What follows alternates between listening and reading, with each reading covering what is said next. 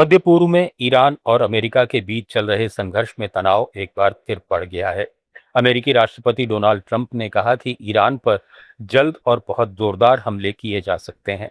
हालांकि white house के अधिकारी ये भी बता रहे हैं कि योजनाएं रद्द भी की जा सकती हैं। ट्रंप ने कैबिनेट मीटिंग में ईरान पर भरोसा खोने की बात कही और आरोप लगाया कि तेहरान ने पिछले महीने हुए समझौते को तोड़ा, वाणिज्यिक जहाजों पर हमले किए और अमेरिकी सैनिकों की जान ली। ईरान ने जवाब में कहा कि किसी भी अमेरिकी हमले का मुंहतोड़ जवाब देने के लिए वो तैयार है। ईरानी सूत्रों के अनुसार तेहरान ने इजराइल के अहम ठिकानों और क्षेत्रों में अमेरिकी ऊर्जा परिसंपत्तियों को निशाना बनाने की तैयारी कर रखी है। ईरानी संसद के अध्यक्ष मोहम्मद बाकेर गालिबाफ ने दावा किया कि ईरान ने युद्ध जीत लिया है, लेकिन लंबे समय की शांति सुनिश्चित करनी होगी।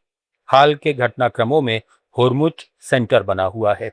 ईरान के इस्लामिक रिवॉल्यूशनरी गार्ड कॉर्प्स ने 2 टैंकरों पर हमले का दावा किया क्योंकि उन्होंने नियमों का उल्लंघन किया था। ब्रिटिश समुद्री एजेंसी यूकेएमटीओ ने ओमान के तट के पास एक टैंकर पर अज्ञात प्रोजेक्टाइल से हमले की रिपोर्ट दी, जिसमें इंजन रूम क्षतिग्रस्त हुआ लेकिन कोई हताहत नहीं हुआ। कुवैत की सेना ने आज सुबह ड्रोन हमलों को इंटरसेप्ट करने की बात कही और इसे ईरानी आक्रमण बताया। पिछले महीने पाकिस्तान की मध्यस्थता में हुए समझौते के बाद दोनों पक्ष एक दूसरे पर उल्लंघन का आरोप लगाते रहे हैं।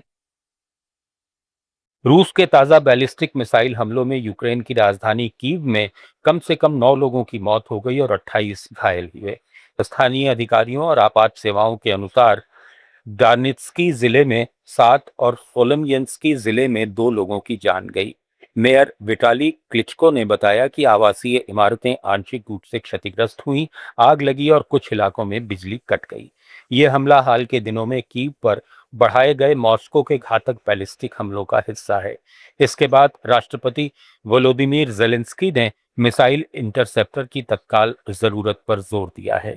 हमले 2 दिन बाद हुए हैं जब यूक्रेन पर व्यापक हमले के दौरान एक संदिग्ध रूसी क्रूज मिसाइल पोलैंड में गिरी थी। स्पेन के प्रधानमंत्री पेड्रो सांचेज ने उत्तर अफ्रीका में स्पेनिश एन्क्लेव स्यूता में मोरक्को से करीब 60,000 प्रवासियों के बड़े पैमाने पर प्रवेश को मानव तस्करी गिरोहों का काम बताया है। स्थानीय अधिकारियों के अनुसार ये संख्या शहर की सामान्य आबादी का करीब 70% है और इस दौरान कम से कम 57 लोगों की मौत हो चुकी है। सांचेज ने स्यूता का दौरा करते हुए इसे स्पेन की क्षेत्रीय अखंडता का उल्लंघन करार दिया और कहा कि तस्करी माफियाओं ने हाल में स्पेनिश सुप्रीम कोर्ट के एक फैसले का गलत अर्थ निकालकर युवाओं को गुमराह किया, जिसके मुताबिक समुद्र से आने वाले प्रवासियों को तुरंत वापस नहीं भेजा जा सकता।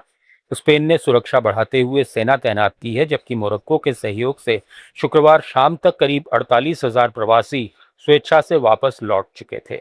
इटली ने जवाब में स्पेन के साथ शेंगेन समझौते को निलंबित कर दिया है।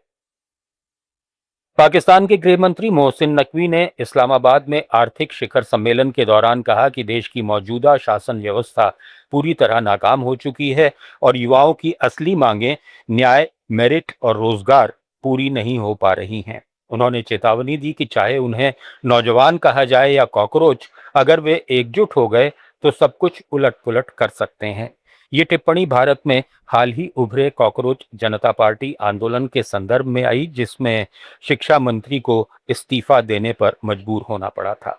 पाकिस्तान में भी सोशल मीडिया पर कॉकरोच पार्टी पाकिस्तान नाम का युवा अभियान तेजी से फैल रहा है, जो भ्रष्टाचार और खराब शासन के खिलाफ आवाज उठा रहा है। सेना के प्रवक्ता जनरल अहमद शरीफ चौधरी ने नकवी के बयान को उनका व्यक्तिगत मत बताते हुए कहा कि वे इस पर कोई टिप्पणी नहीं करेंगे, लेकिन अच्छा शासन केवल सुरक्षित और स्थिर पाकिस्तान में ही संभव है।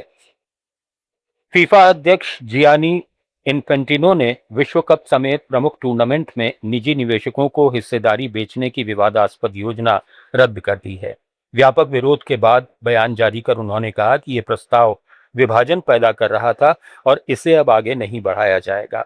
यूरोपीय फुटबॉल संघ यूईएफए ने योजना लागू होने पर विश्व कप के बहिष्कार की धमकी दी थी, जबकि उत्तरी अमेरिका के कॉन्काकैफ और एशियाई फुटबॉल संघ ने भी इसका विरोध किया था। फीफा के वरिष्ठ अधिकारी कार्लोस कोर्डेरो ने इस मुद्दे पर इस्तीफा दे दिया और इसे फुटबॉल के भविष्य को गिरवी रखने वाला सौदा बताया था। ग्लोबल न्यूज में फिलहाल इतना ही। बने रहिए लेट्स माइक के साथ।